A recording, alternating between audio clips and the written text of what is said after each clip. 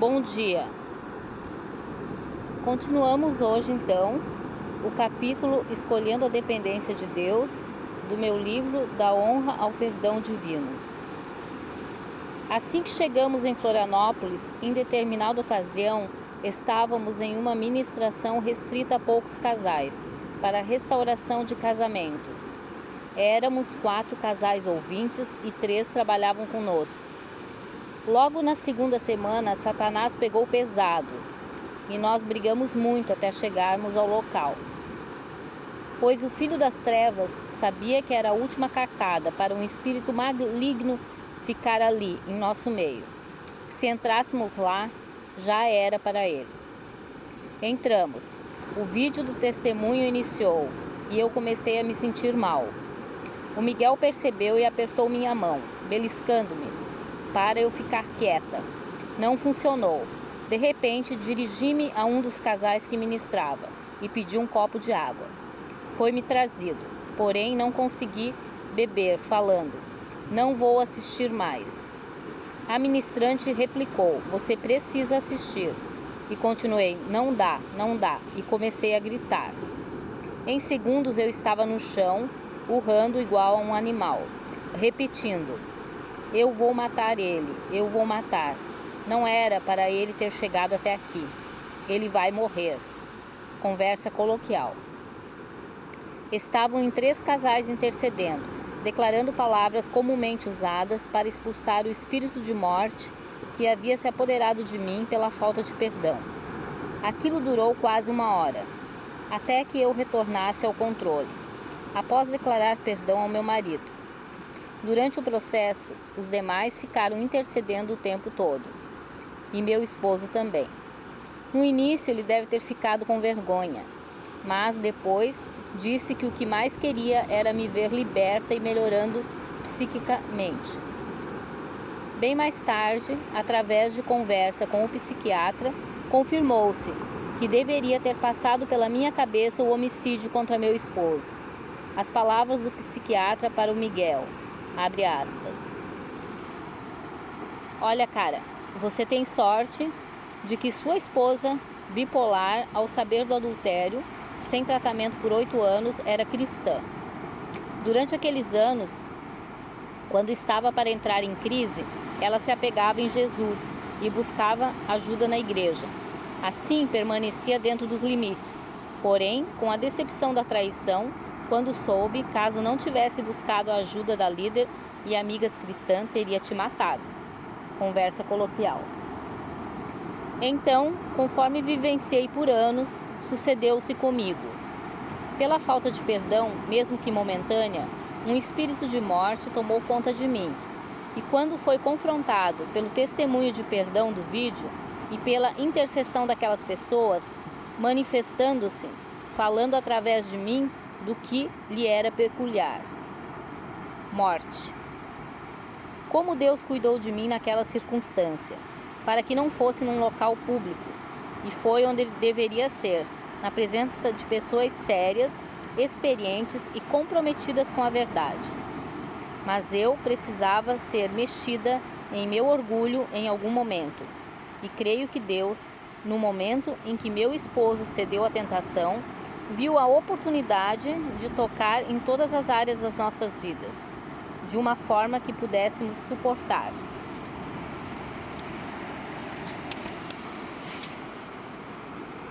Ele mesmo, o Jesus amigo, foi tocando nas minhas feridas devagar, longe das pessoas que me conheciam há tanto tempo, algumas há décadas, para me preservar. Tudo sempre esteve no seu controle. Creio ainda que, se me perguntassem por que Deus demonstrou estar no controle de nossas vidas, e assim o fez somente após esse episódio horroroso, não há o que discutir. Teve como principal objetivo a mudança total de caráter de meu cônjuge. É incrível. A pessoa que mais cuidou de mim foi a que mais me feriu. Aquele que me fez chorar, não por horas, mas por meses a fio, sem parar. Sua traição, somada com minha condição bipolar, quando passei 2 meses tendo pressão sanguínea alta, necessitando ir todos os dias em pronto atendimento ou farmácia averiguar minha condição, não foi óbice para que ele se mantivesse disposto a me ver curada. Tudo, absolutamente tudo, remetia meus pensamentos a todos os episódios terríveis de depressão. Psicossomaticamente, vieram as crises de asma, ficando completamente fora de controle. Ocasião em que sentia que iria morrer, sem conseguir respirar, e completamente rouca ou afônica por dias e dias seguidos. Nos primeiros 3 meses, assim foi que vivi. Cabe nesse tópico a seguinte postagem atual, 2019, abre aspas. Não espiritualizar as feridas, não espiritualize as feridas, mas trate elas espiritualmente. Trate com amor, com graça, com justiça, com graça, com fé. Fecha aspas. Isso foi postado no feed de notícias da Dorilene Lária. Eu ficava tão mal que já não chorava. Gritava de dor, no momento do banho, sentada no chão. E, quando saía, meu esposo estava em prantos, ou muito, mas muito irritado, por não poder fazer absolutamente nada diante daquela situação de extrema dor da alma que eu me encontrava. Às vezes ele falava, abre aspas, como é que eu fui fazer isso a você? Eu não posso te ver assim. Não tenho direito de viver, pois eu acabei com a tua alegria. Só vejo desespero em você há meses. E mais, eu não posso mais te ver assim e saber que fui eu que causei todo esse mal. Fecha aspas, conversa coloquial. E chorava arrependido.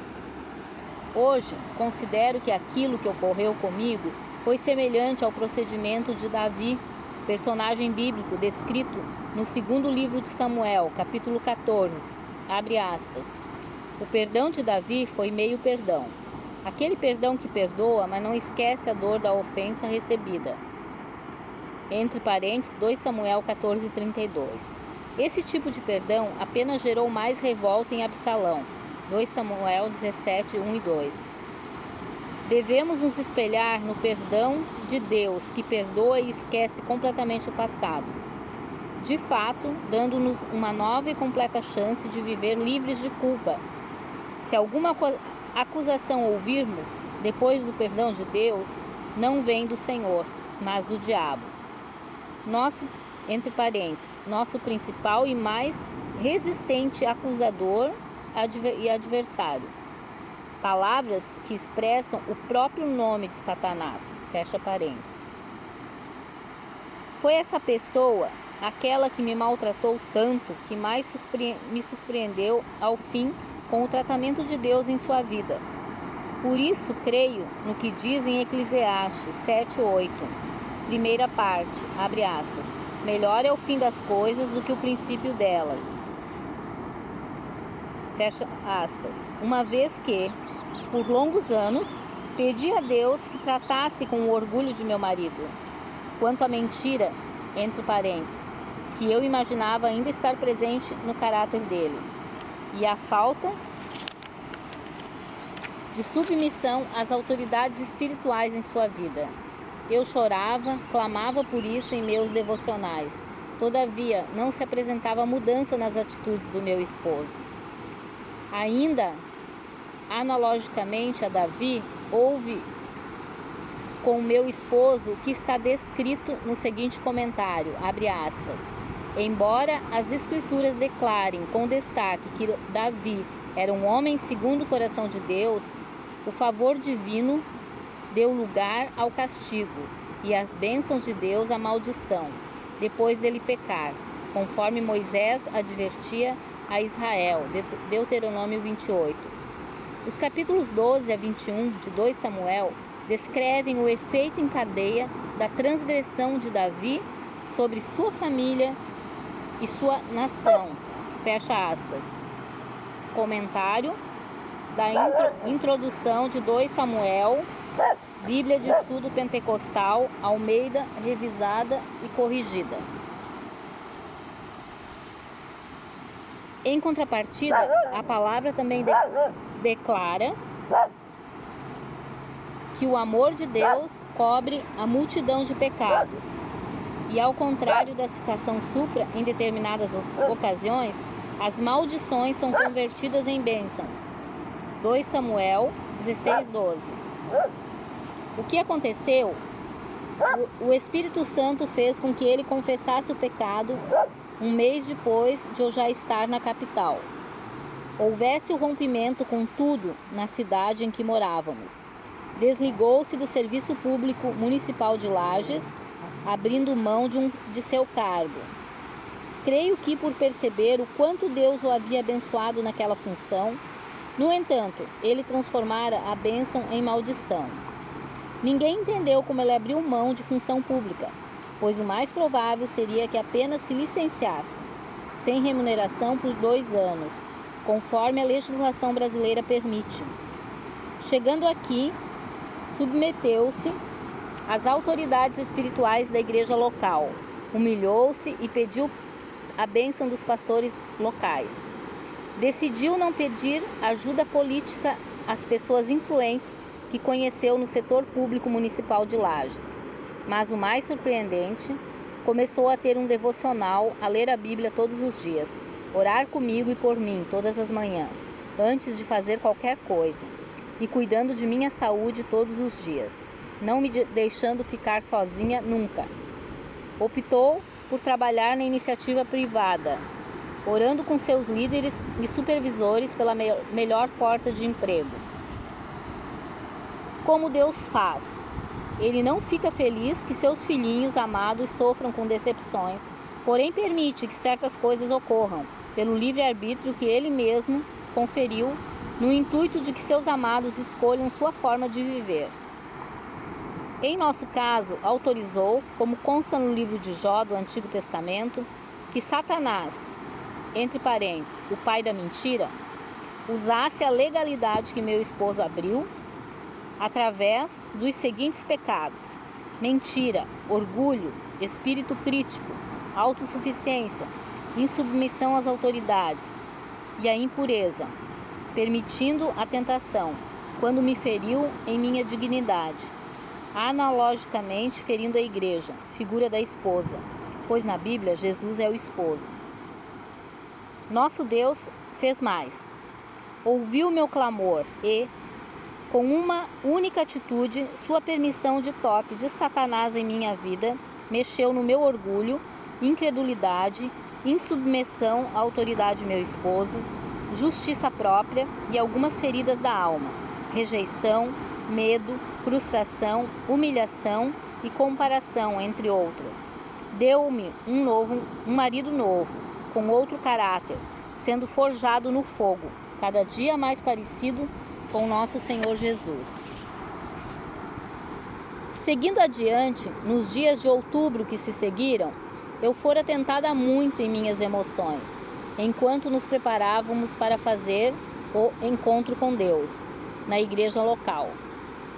Trata-se de um retiro que, como já mencionei no início do testemunho, é prática de algumas igrejas cristãs. Como é algo totalmente espiritual, ocorrem ataques nas emoções ou com relação a situações difíceis para serem solucionadas, mais que o corriqueiro. E se não discernirmos no espírito, nossa alma, entre parênteses, as emoções principalmente, toma conta. Em seu falar, Joyce Meyer aconselhou, abre aspas, precisamos fazer as escolhas certas quando ainda estamos feridas, citando Hebreus 12:11. E na verdade, toda a correção ao presente não parece ser de gozo, senão de tristeza, mas depois produz um fruto pacífico de justiça nos exercitados por ela, fecha aspas. Isso realmente tocou minha alma e espírito. Não pude deixar de meditar a respeito. Eu estava muitíssimo machucada e, ao mesmo tempo, precisava urgentemente fazer escolhas em minha vida. Essas escolhas passam por tratar com minhas machucaduras recentes e antigas. As antigas influenciaram grandemente em como eu sentia as recentes. Nada de novo até então. Mesmo porque estava me submetendo a tratamento adequado com terapia e ajuda de Deus. Mas eu teria que decidir o que fazer com a traição do adultério, independente do que Deus e a terapeuta me auxiliassem. Não dava mais para ficar do jeito que estava. Aquele falso perdão estava me apodrecendo, de dentro para fora. Estava difícil coexistir com o cheiro. Imagine os que convivem comigo. Eu sabia que tinha que fazer a coisa certa, o perdão, mas detalhe, o perdão certo, aquele que eu ministrara tanto quando líder de célula, há menos de um ano atrás. Isso consistia em me recusar a ficar remoendo as imagens antigas do que meu cônjuge fizera quando estava no engano do pecado. Naquela semana, nós visitamos meu enteado para aconselhá-lo em um detalhe familiar com a criação de nossos netos. Porém, segundo minha terapeuta, não era o momento para eu participar daquela conversa. Eu ainda não tinha tomado essa atitude que agora estou comentando a respeito do perdão. Satanás estava trabalhando muito em minhas emoções. Chegamos lá, imediatamente o inimigo usou a boca do rapaz para me atingir em cheio, falando diretamente comigo. Ele atacou ferronhamente nossa fé cristã, coisa que não era de seu feitio. Colocou em xeque o papel da Igreja de Jesus em nossa vida, mas principalmente na minha, perguntando-me, abre aspas, você é tão inteligente, Gorete? Se você está tão bem na igreja, por que precisa de terapia e psiquiatra? Fecha aspas. No início caí na armadilha, falando para ele que o seu pai logo teria uma conversa com ele a respeito de por que eu havia retornado para a terapia. Porém, na verdade, para mim era importantíssimo que o Miguel contasse para os filhos sobre a situação do adultério. Depois de dizer isso algumas vezes a ele, consegui mudar a resposta para falar sobre a vida do apóstolo Paulo, a respeito de como ele admitia sua fraqueza e dependência de Deus. Porém, a psicóloga esclareceu que, na verdade, quando meu enteado falou aquilo, dentro de mim eu apontava o dedo para meu cônjuge, dizendo, tá vendo? Você é culpado pelo que eu estou passando, por essa vergonha e humilhação diante do seu filho. Você me fez estar em terapia novamente. Você é culpado. E que isso fazia com que o Miguel se sentisse mesmo horrível, novamente culpado pelo que Deus já o havia perdoado. Pelo pecado do qual as pessoas que precisavam já o sabiam. Mas isso não era suficiente e jamais seria. Fazia com que ele não tivesse mais vontade de viver. Quando voltamos para casa, foi exatamente isso que aconteceu. Discutimos novamente. Desabafando, falou que eu jamais abriria mão de acusá-lo. Pegou um papel e uma caneta e me disse que, se era tão importante assim que ele se autoacusasse diante de todos os filhos, naquele momento, assim o faria. Foi então que percebi realmente como estava sendo juiz naquela situação. Nos dias que se passaram, comecei a meditar verdadeiramente no que a palavra de Deus diz a esse respeito. E ouvindo Joyce Meyer, abre aspas, fazer a coisa certa por um longo tempo é o que traz a vitória, fecha aspas. Citando o texto bíblico de Isaías 61:7, abre aspas. Em lugar da vossa vergonha, tereis dupla honra, e em lugar da afronta, exultareis na vossa parte. Por isso, na sua terra possuirão o dobro e terão perpétua alegria. Fecha aspas. Essa passagem está na ministração Não Se Ofenda com Seus Problemas, de Joyce Meyer. Decidi que não importa o tempo para se cumprir a palavra de Deus em minha vida, quanto à restituição do que Satanás roubou. Vou fazer a coisa certa pelo tempo que for necessário, até a vitória. Pois sei que tenho promessas no Senhor. e Ele sempre é fiel. Então decidi tornar a agir corretamente, mesmo no período de deserto e grande dor. E finalmente também, identifiquei-me com a seguinte frase, ainda baseada no texto bíblico acima citado, e em Joel 2, 25 e 26, abre aspas, e restituir-vos-ei o ano que comeu o gafanhoto, a locusta e o pulgão e a lagarta, o meu grande exército que enviei contra vós. E comereis abundantemente e vos fartareis, e louvareis o nome do Senhor vosso Deus, que procedeu para convosco maravilhosamente. E o meu povo nunca mais será envergonhado. Eu estou na folha de pagamento de Deus, e se alguém me magoou e me feriu, é Ele quem me pagará em dobro, aqui mesmo na terra, fecha aspas. Além da ciência de que devo deixar as coisas que somente Deus pode fazer a seu encargo, ao ler o livro chamado Como Deus Curador, lá pela metade da leitura, acalmo-me para orar, para clamar por você que está lendo. E peço ao mesmo Jesus que me alcançou, que lhe alcance. E, como uma das mensagens, oro também, para que essa boa nova da abundância do amor de Cristo lhe preencha o coração como preencheu o meu, mudando todo o meu ser.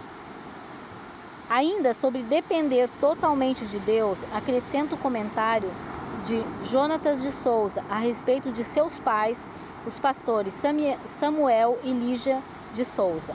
Abre aspas. Pelo contrário, eles sempre demonstraram que a nossa dependência de Deus gera o agir do Senhor em nosso favor. Fecha aspas. Isso está no livro chamado Os que com lágrimas semeiam, com júbilo ceifarão. A vida e o ministério dos pastores Samuel e Lígia de Souza, 2018, página 180, de José Granado. Então hoje nós ficamos por aqui nessa sexta-feira e eu realmente te levo a refletir, sobre a boa nova da abundância do amor de Cristo, que pode preencher o teu coração como preencheu o meu, me mudando totalmente. Um abraço, até amanhã.